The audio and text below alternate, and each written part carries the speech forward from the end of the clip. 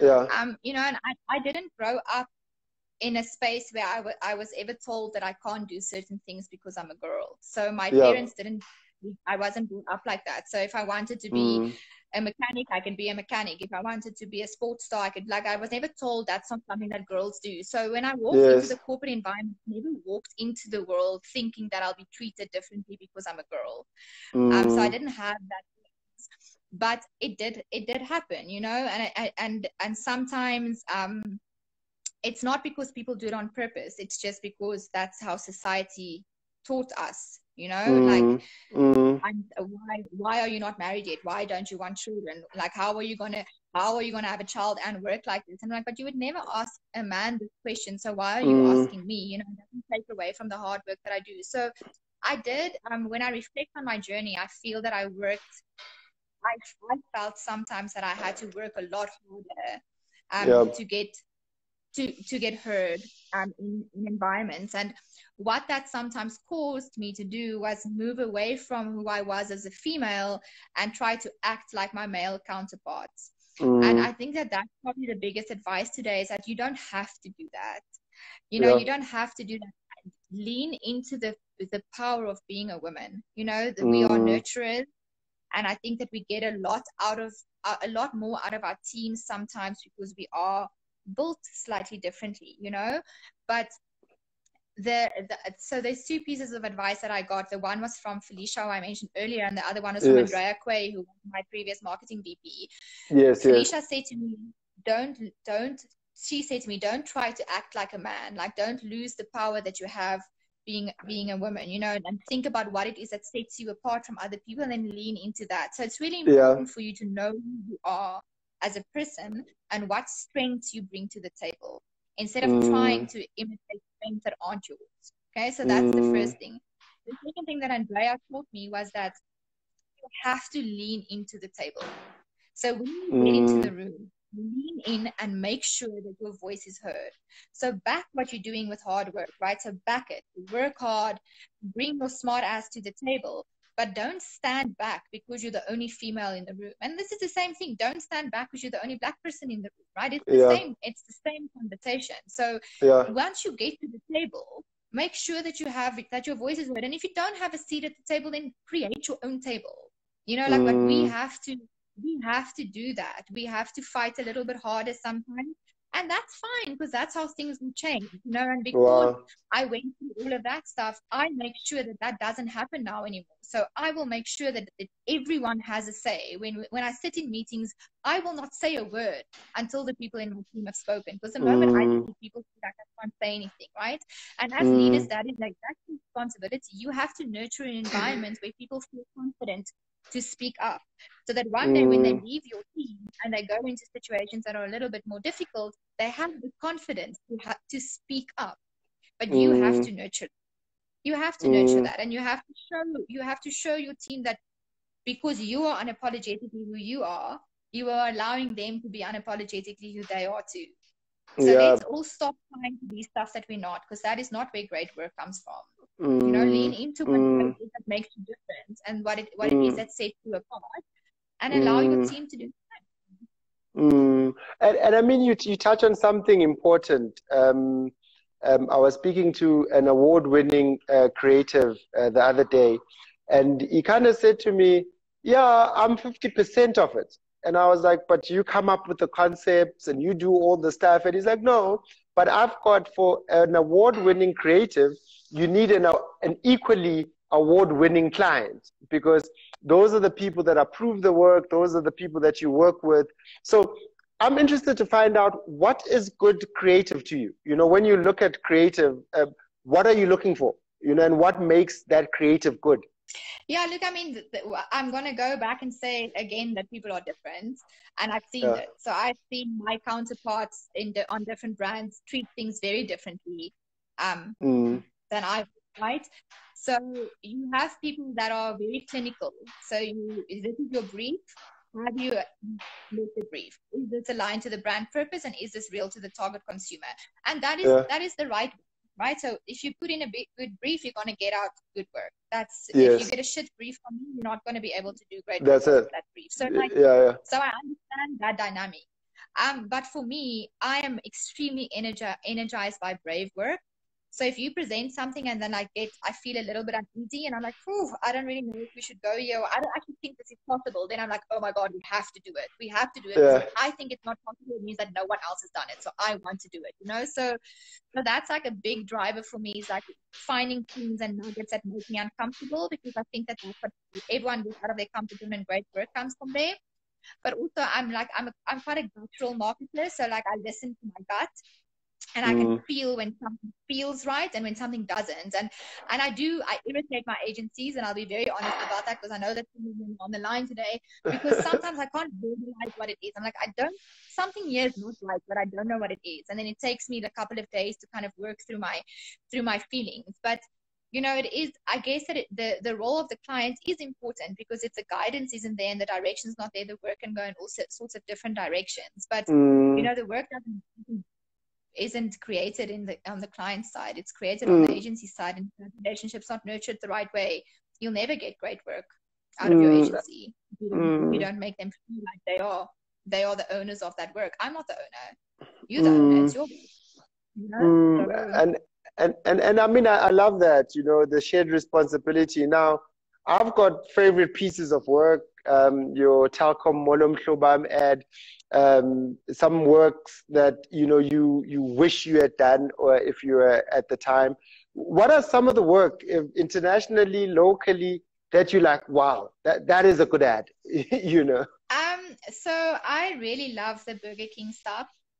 Yep. I think that they are brave, and they are a brand that was able to take something that's very light-hearted and easy and put it into societal issues so that people Yeah. notice. Mm. You know, and that's really hard to do. And I mean that I think that they are a phenomenal case study for all brands to look at. You know, how to be agile, how to drive earned media. The day of making 7 million rand TV ads is over. You know, that's Yep. not enough. It's not enough, Mm. and they don't play like that. So I really, really enjoy their marketing and the way that they approach issues. So that's probably one of my biggest creative ambitions when I think about work on Castle Lite. Yeah. And then the second one is Mike. So, you know, I sometimes think, where do I want to end up? Where do I want to work? It's really hard Yeah. when you work on Castle Lite to think about where to next from here, you Yeah. know, Yeah. It's as a big brand. from a brand, yeah, from a brand perspective, you know, like I love what I do, but I'm also really ambitious. So what does that look like? You know, and which are the brands that energize me? And I think that Nike is such an amazing example, and not just because of all the stuff that they do, and you know, shaking up the conversations that need to be had, but because they are so clear in what they stand for. You know, like no one, Mm. you don't have to think twice. You don't have to look at a piece of work and think to yourself, but why did they do that? The way Mm. that they advertise and the marketing that they do is so clear and cut through that I feel like it's unmatched when it comes to creative, especially creative execution in the Mm. world, you know. And it's not, like I said, it's not just because they get involved in the societal stuff, but it's because from a brand perspective and a brand DNA, like landing that and keeping that consistent with their consumers, they unmatched Mm. for me. Mm. Mm. And I mustn't be selfish. I must also open up, guys. Please do ask questions about Castlelite, about the industry, about where the industry is going. I think we've been having quite a robust discussion around the issues in the industry. Now, in your journey, what achievements, brand achievements, are you most proud of? You know, when you look back at your career, what do you look back and say, yeah, you know, this I like. Yeah, I mean, there's actually a couple. I had to do this the other day, which is the only reason why I've got it at the top of my head. But I remember I when I moved into marketing, I moved on to Carling Black Label before I was on Castlelite, and I moved on to Carling Black Label. And I ran the fourth Carling Black Label Cup, you know. Oh So wow. so little Afrikaans girl coming here from Bloemfontein.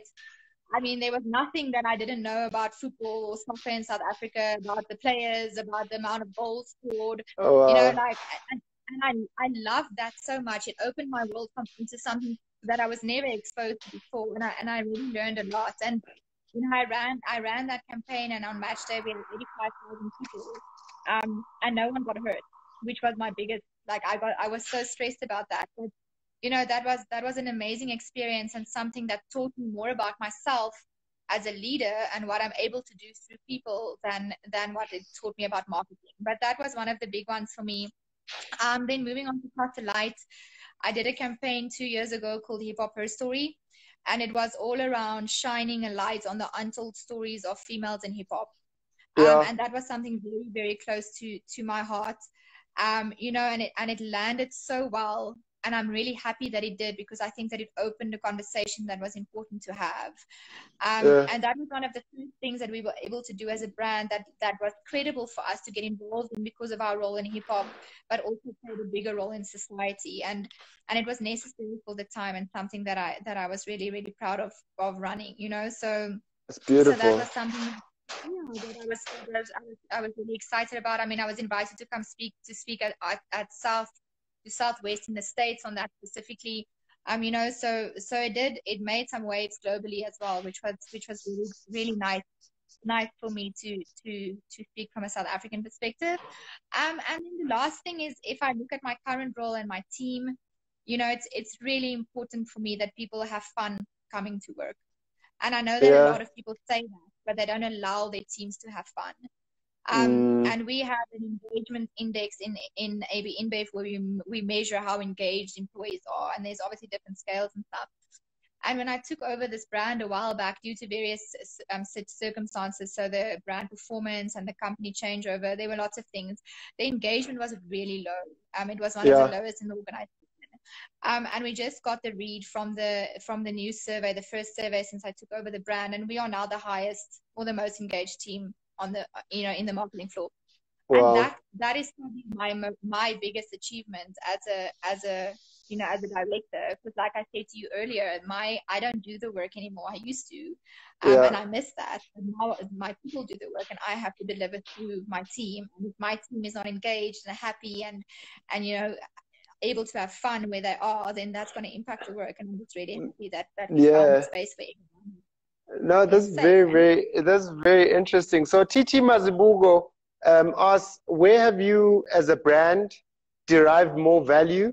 Is it your sports affiliations or your lifestyle affiliations? Where has Castlelite derived the most value? So we across Lite specifically, we have gotten more value out of lifestyle, but it's because we are a brand rooted in that space. We Yeah. don't actually have a lot of affiliations with sport. We used to be quite closely linked with golf, but not as much anymore. So the most of our capability and salience and cut through comes from our lifestyle properties. We did a Okay. reality show, Ultimate High Five, and Cast and Unlocks from a hip hop perspective and music. So that is really where a lot of our value is sitting currently. Right, right. And Cisco asks, what is the biggest challenge you are facing as a team working during COVID-19? I mean, that's the question's twofold, right? So the first part of the question is from a brand perspective. The challenges were that we weren't able to sell alcohol, and now even when we are, you still have to be very vigilant and make sure that it's done in a responsible way. So from Mm, a business perspective, it's been really challenging, but from a team perspective, we are all creative and we are hungry we feed off of each other's energy, and I guess making sure that ecosystem is created where the team still feels connected, and not just to each other but to the rest of the floor, to the yeah. agency partners, that everyone's coming along on the journey. That's been really tough, but I feel like I focused on that and hopefully managed to keep everyone. Mm. And Kanyezi is asking, you won't believe it, we've got a minute left. These just fly past. So last question is, do you see yourself jumping into esports? It's fast growing. Would you see your brand jumping into esports? Look, I mean, we've actually been involved with Rage and Comic Con for the last 2 years Okay. as the official partner. We were the first beer partner of Rage. They didn't have alcohol before we came on board. So it is definitely something that is on our radar and that we're really passionate about. And we know our consumers are passionate about it, and it is growing. We looked at the Travis Scott thing over COVID, where he got Mm. involved in We've got 10 seconds, so I'd like to say thank you very Oh, much. We should have like part twos. Thank you, thank you, thank you. Sorry.